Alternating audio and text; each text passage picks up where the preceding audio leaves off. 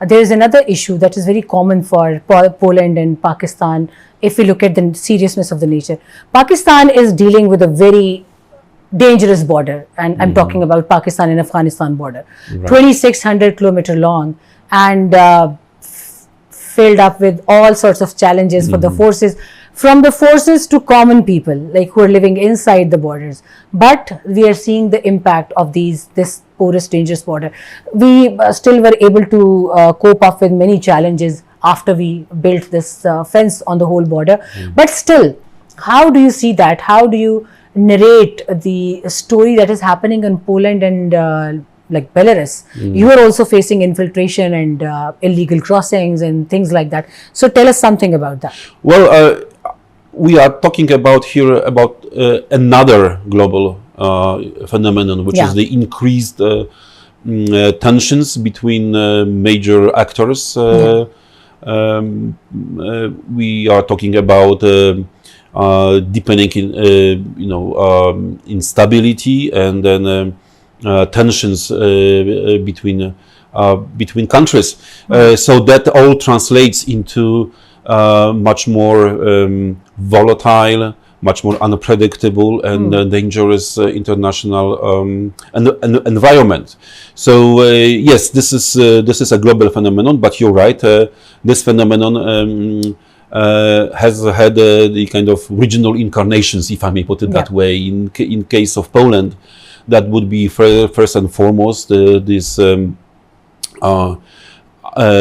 unprovoked illegal war of aggression against Ukraine by the Russian Federation that has impacted Poland's sense of security a great deal. Also exerted lots of costs in terms of human experience, in terms of the economy, but also another global phenomenon, which is this huge migration waves, and we have experienced over the last 3 years a very tense situation on the Polish-Belarusian border.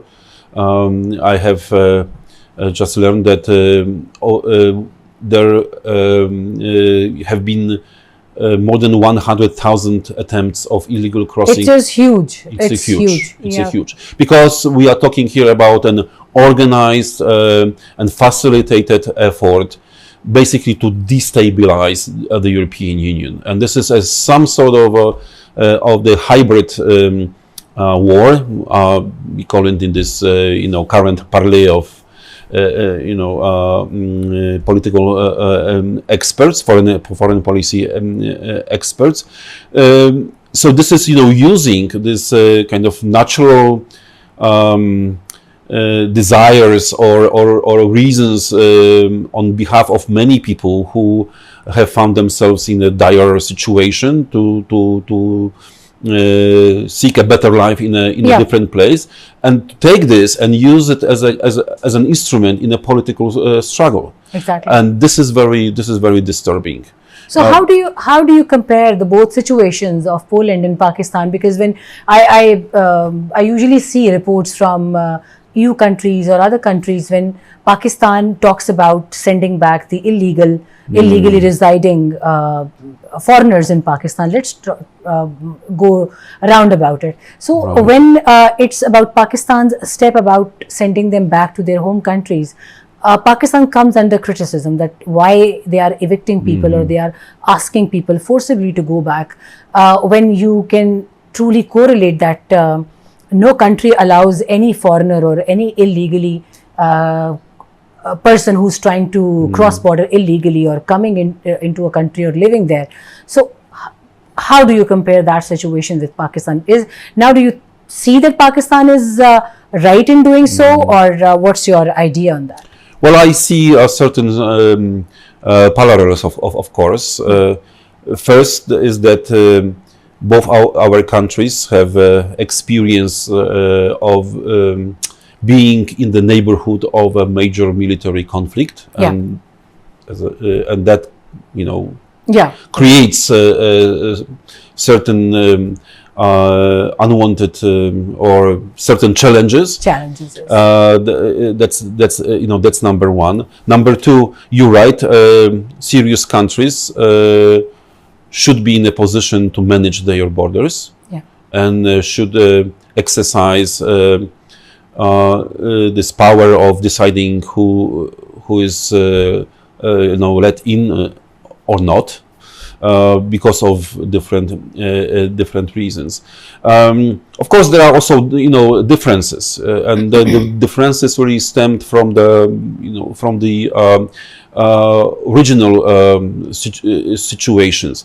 In case of Poland, we have admitted millions of Ukrainians refugees. Yep. People fleeing from a country which became basically a target of an aggression, and they've been welcomed with open hearts and open doors. We still have around 1 million of those refugees. They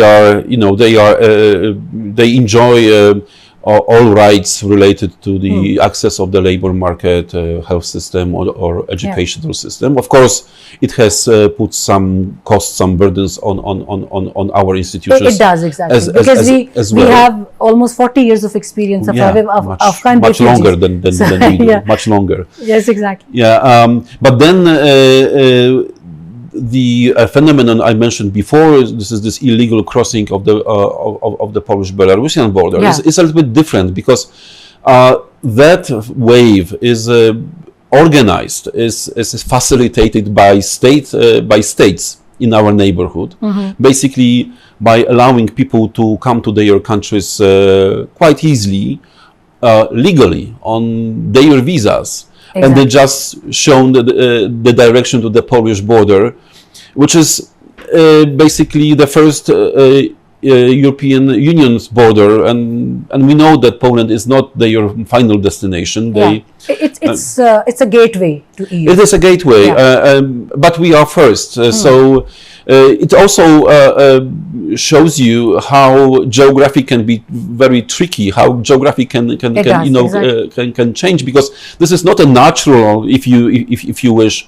These are not natural routes that people or migrants have taken for many years to Europe. This is quite new. This is a little bit